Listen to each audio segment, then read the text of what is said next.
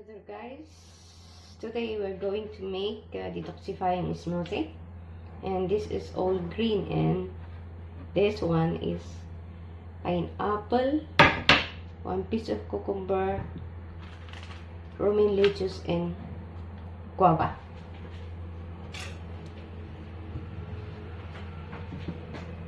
Let's cut first the romaine lettuce.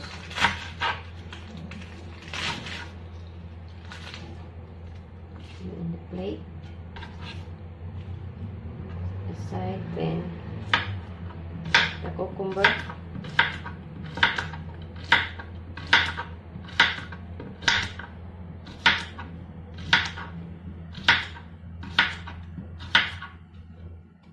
this is to detox your body. Okay, and then the guava. Need first to remove the seeds.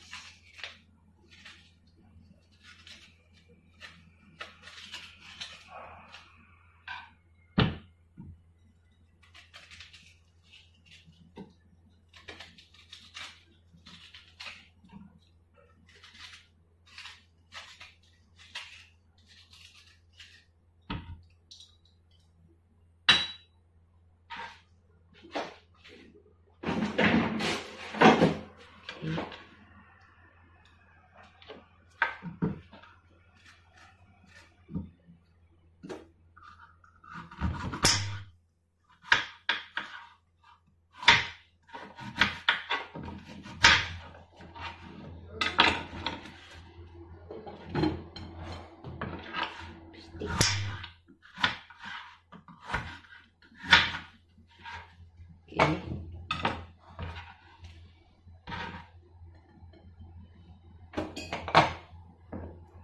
And we need a glass of water. This time we're going to put the cut ingredients in the blender. Put first the pineapple. Okay.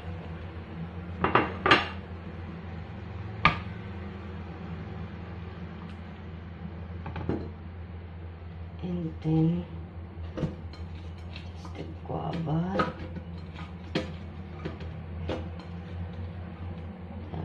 the cucumber,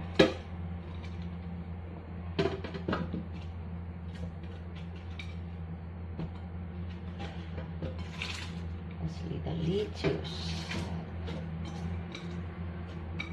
All done. Water.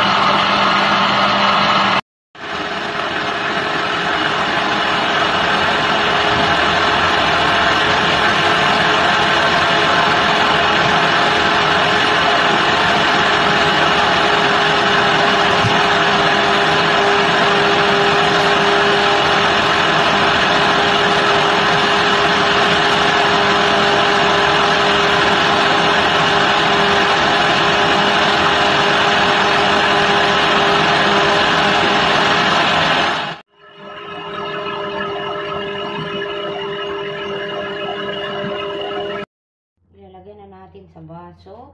Wow, the color is green, and this one is for my patient.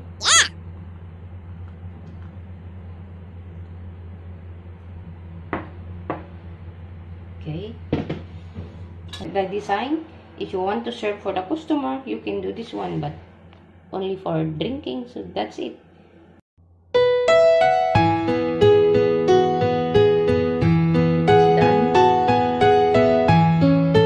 Detoxifying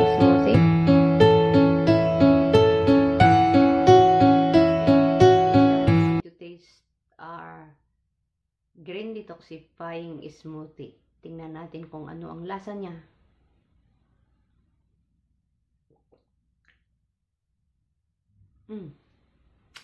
The taste is good. Hindi masyadong masarap. Katamtaman lang. It's good for the health. No preservatives added. It's just only fruits and cucumber. And the lettuce. This is healthy drink. If you want to lose your weight, try this one. Detox your body, do this one. But if you don't like it, it's up to you. But for me, this is better than any kind of soft drinks that you are drinking. When you go out to a party, you are drinking soft drinks or wine. But for me, this is better. Because this smoothie helps me a lot.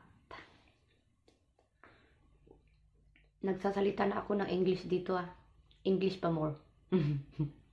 Pinapatawa ko lang kayo. Nakakatulong talaga ang smoothie sa ating katawan kasi nga